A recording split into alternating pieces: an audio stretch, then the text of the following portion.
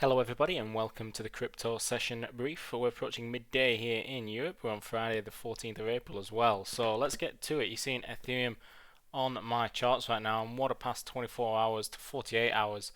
It has been a successful Chapella rollout on Ethereum, has powered Ether and other alternative cryptos higher, heating up the alt season narrative all over crypto Twitter. Ethereum has added over 10% in the past 24 hours, trading at now what is 11-month highs above that 2000 level, and also breaking above, the 2000 psychological one, but also just above the 2030 high there from mid-August of last year. And now we're into this sort of region here where we saw a little bit of a bounce last time after a strong sell-off. Yeah, pretty strong day. And not just strong day. Yesterday was pretty decent too. Thursday's Chapella upgrade ushered in a major development for the Ethereum network, allowing users to stake and unstake tokens from the network at will, improving the network's overall outlook. We've seen other tokens of the liquid staking protocol, so seeing outsized gains, Lido's, LDO, and Rocket Pool's RPL surging as much as 14% as well. Dogecoin gained for the second straight day. Much of the run came as a trading service. eToro said it would offer crypto trading directly from the Elon Musk-owned social media giant Twitter, which likely drove speculations of Doge being eventually adopted for payments on the platform. As we know, Musk is a vocal Dogecoin proponent, as they expressed support for the Dogecoin network's development several times in the past.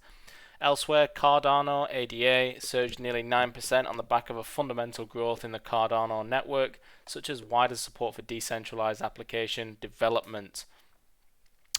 Let's have a look of where we're at then, because Ethereum has been able to break out of its ascending trend line resistance. It had been tagging that for some time, basically since the start of the year, but now we've been able to break through that and looking to push higher.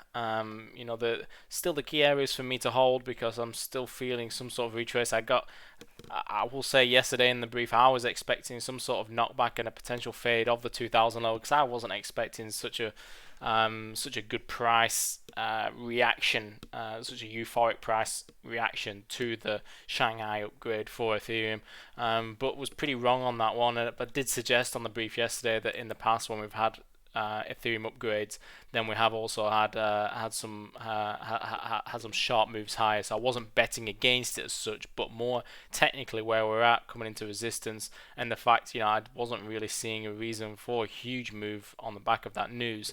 Maybe a move just to retrace back into that trend line, but what we've got is just full steam ahead. We've just taken out that level and surging through, and now you've got to start questioning where do we go next, because you're in this little area here between 2150 and 2200 where you did see some sort of sorry, my charts are just going weird.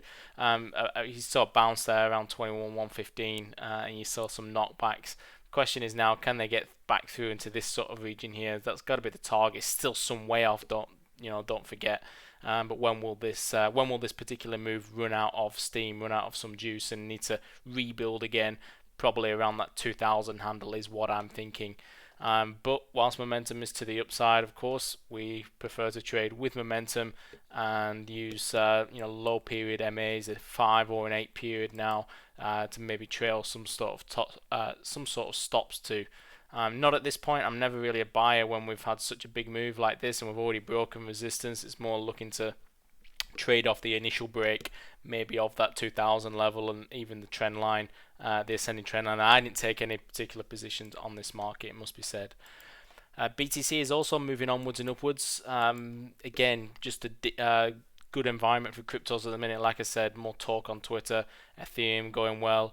Some of the others, like just mentioned, Cardano, Dogecoin, and that just plays into the hands of pretty much the whole space. And BTC, of course, being the leader, breaking through the 30k barrier. I was talking just the other day how I don't think it's very important, that 30k anyway, and how 29 to 30 was arguably more important. But now we're making some headway into the 31,600. I did highlight yesterday that we've had the inside bar, and basically trading the inside bar breakout could be an idea, and it looks like we've got that inside bar breakout today. We did have it just about yesterday, but then we followed through on that today, and seeing some moves now into potentially 31,600 would be my next overhead target. Ripple also spiked higher. We've got 50 cents being the pretty key level here. There's been some developments in the SEC case versus XRP. I'll leave you to check on that one for some more detail. And Litecoin is at 97.20. You can see we're trying to break the range highs.